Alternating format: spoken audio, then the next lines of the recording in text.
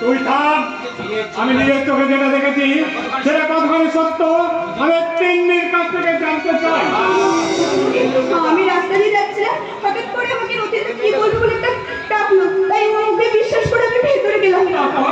তারপর রতিনদা আমাকে কুপ্রস্তাব দিতে লাগলো।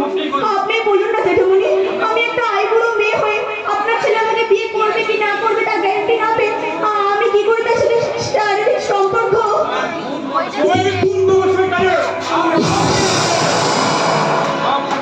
সব কথা কিন্তু আমার শোনা হয়নি। বলো বলো। তারপর রতিনদা কুপ্রস্তাব আমি রাজি হইনি বলে